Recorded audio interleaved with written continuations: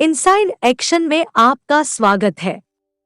ये कहानी है 16वीं शताब्दी की, जिसमें एक स्पेनिश विजेता चंद्रमा के आंसू की तलाश में दक्षिण अमेरिका की यात्रा करता है। ढूंढते हुए एक पौराणिक चमत्कारी पेड़ है जिसकी पंखुड़ियां किसी भी बीमारी को ठीक कर सकती हैं, किसी भी चोट को ठीक कर सकती हैं और किसी भी अभिशाप को मुक्त भी कर सकती हैं।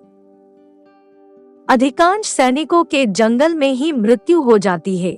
बचे लोगों को एक स्थानीय कबीलों की द्वारा बचाया जाता है, उस चमत्कारी पंखुड़ियों का उपयोग करके।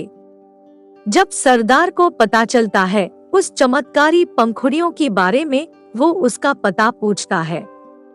जब सरदार चमत्कारी पंखुड़ियों वाला पेड़ का पता पूछता है, तब कबीलों का सरदार पता बताने से मना कर देता है। गुस्से में आके सरदार कबीलों के ऊपर हमला करके सबको मारने लगता है। तभी जंगल भी प्रोटेक्ट करता है और सबको जंगल अंदर खींच लेता है। तभी सरदार और उसके साथी सापित होके नदी के किनारे कैद हो जाते हैं और हमेशा नदी से दूर ना जा पाने की श्राप से बंध जाते हैं। इस घटना को बीते हुए कई सौ साल हो चुके हैं। बात है 1916 की, जिसमें डॉक्टर लिली ह्यूटन और उनके भाई मैकग्रेगर एक ब्रिटिश खोजकर्ताओं के एक संघ की मीटिंग में उस चमत्कारी पेड़ और उसकी पंखुड़ियों के बारे में बताते हैं।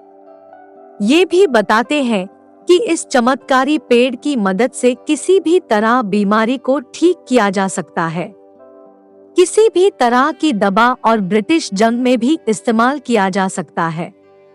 इन भाई बहन की कोशिश यही थी कि संघ को बता के उस चाबी को हासिल कर सके, और वो चाबी एक एरोहेड था, और वो एरोहेड एक प्रकार का नक्शा था उस चमत्कारी पेड़ तक पहुंचने का रास्ता। क्योंकि कुछ समय पहले वो चाबी मिली थी ब्रिटिश सरकार को, लेकिन ब्रिटिश सरकार उस बात को कहानी बताता है और मानने से इनकार करता है। देने से मना करने के बावजूद लिली वो एरोहेड को चुरा के वहां से भाग जाता है, उसी एरोहेड को लेने के लिए, और एक प्रिंस भी आया था, लेकिन वो उसे मिलता नहीं। तभी दक्षिण अमेरिका में फ्रैंक उसी जंगल के गाइड होता है और उसका एक पालतू तेंदुआ होता है, और वो उससे छलावे से काम हासिल करवाने के लिए इस्तेमाल भी करता है। वैसे वो उससे प्यार भी करता है। वहीं पर लिली फ्रैंक से मिलता है। तभी लिली उसे मैप दिखा के लेने के लिए बोलता है। पहले फ्रैंक मना करता है, पर जब वो लिली के गले में वो चाबी को देखता है तब मान जाता है। तभी वो निकल ही रहे थे, पीछे से वो प्रिंस भी आके हमला करता है, क्योंकि उससे भी वो चाबी चाहिए। तभी फ्रैंक और लिली बाल बाल बच के निकल जाते हैं। तभी प्रिंस के हमले से बचने के बाद पता चलता है कि वो जागुआर फ्रैंक की पेट है और उसका नाम प्रोक्सिमा है। तभी उसी तरफ दिखाया जाता है कि प्रिंस टेरर्स ऑफ मून तलाश जारी रखता है और वो जाके स्पेनिश राजा और उसके साथी को ढूंढ लेता है, और वो जानता है ये सब उस श्राप की वजह से यहाँ पर पत्थर बन चुके हैं। इसीलिए वो एक समझौता करता है कि वो उसे जादुई पंखुड़ियां पाने में मदद करेगा और उनको श्राप से आजाद करेगा। वो प्रिंस की शर्त पे मान जाते हैं। तभी प्रिंस नदी को मोड़कर उनको जिंदा कर लेता है, क्योंकि उससे भी तो चाबी हासिल करने के लिए मदद चाहिए। जैसे जैसे फ्रैंक लिली नदी में आगे बढ़ते रहते हैं, वो करीब आते जाते हैं। मैकग्रेगर, जो लिली की भाई होता है, वो फ्रैंक को बताया कि कुछ समस्या के कारण उनके परिवार ने उन्हें लगभग अस्वीकार कर दिया था, लेकिन लिली उसके साथ खड़ी रही। तभी लिली वीडियो रिकॉर्डिंग कर रही होती है। तभी लिली को फ्रैंक के केबिन में ऑटोमोबाइल जैसे नए आविष्कारों की तस्वीरें और चित्र मिलते हैं।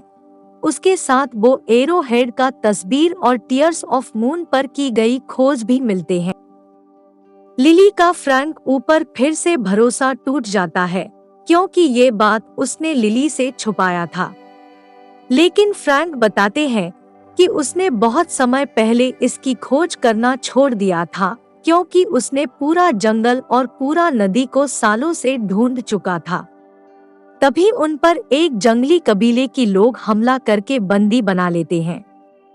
तभी फ्रैंक उनसे उनकी भाषा में बात करता हुआ सुन के लिली को आश्चर्य होती है, और लिली पूछने पे बताता है कि कबीले वाले लोग उनको जाने देंगे पर एक शर्त पे, और वो शर्त है कि वो चाबी।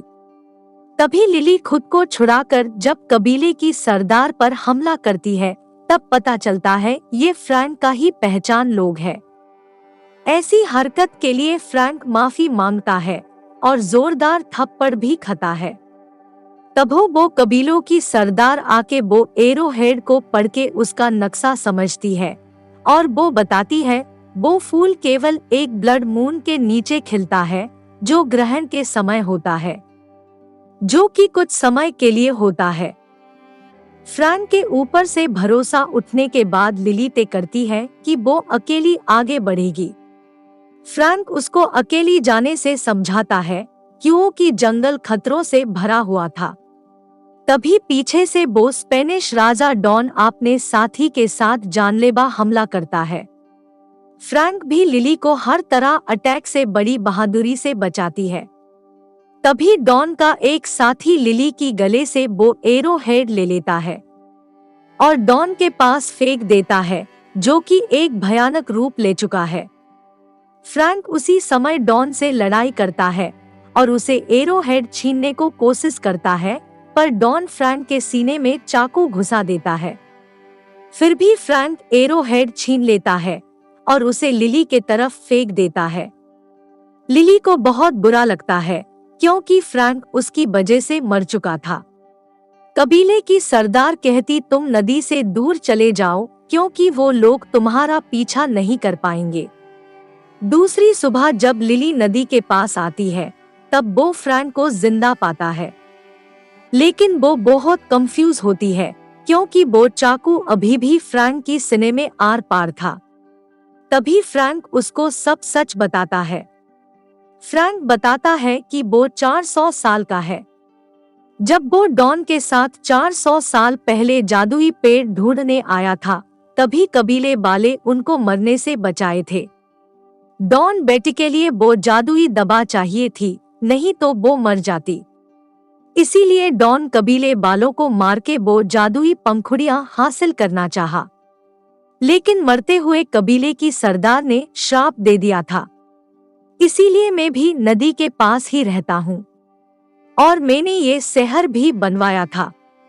फिर फ्रैंक और लिली मिलकर फैसला करते हैं कि वो टीयर्स ऑफ मून साथ मिलकर ढूंढेंगे।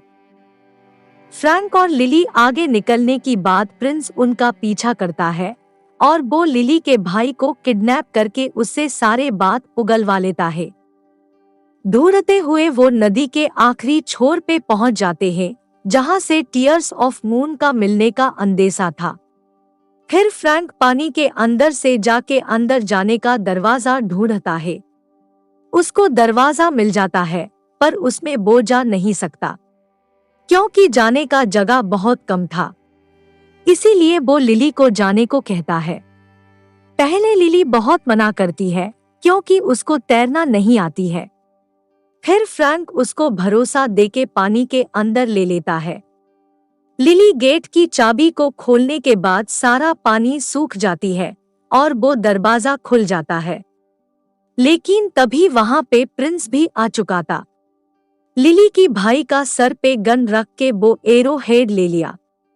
उसके बाद सब अंदर आते हैं और सामने होता है वो जादुई पेड़।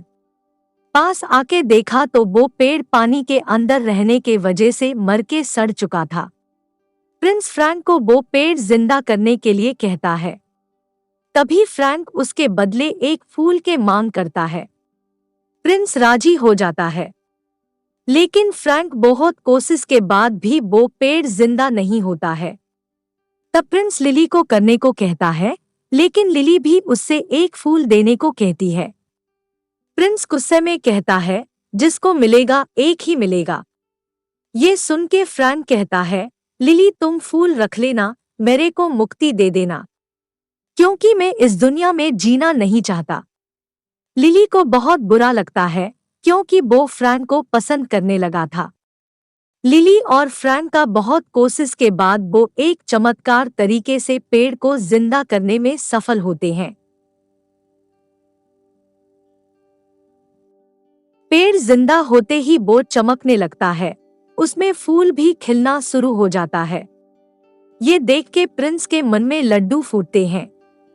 चालाकी से उसी समय फ्रैंक प्रिंस की आदमियों को मार के पानी में फेंक देता है।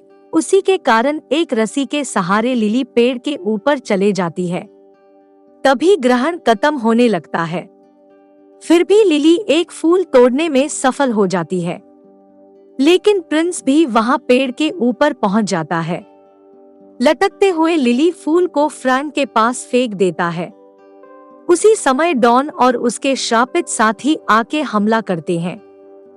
चालाकी से फ्रैंक फूल को लिली की भाई को दे के सबकी नजर खुद पे कर लेता है।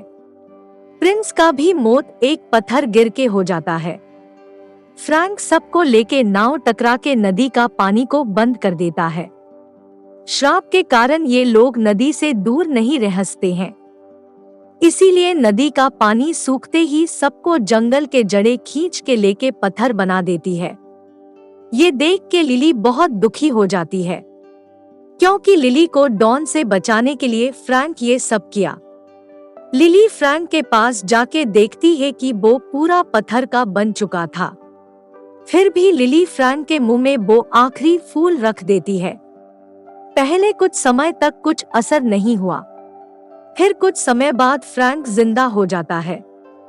तभी ब्लड मून की आंशिक रोशनी से और एक फूल खिलने लगता है। उसके बाद सब वापस इंग्लैंड आ जाते हैं। उस फूल के मदद से लिली बहुत सारी मेडिकेशन बनाती है और उसका भाई भी बहुत सक्सेसफुल बन जाता है और फ्रैंक भी लंदन आके लिली के साथ रहने लगा है। इसके साथ ये रोमांचक कहानी यहीं पर खत्म होता है। ये 2021 की सिनेमा है। आशा करता हूँ आपको ये कहानी अच्छी लगी। ऐसी वीडियो के लिए सब्सक्राइब करना ना भूलें।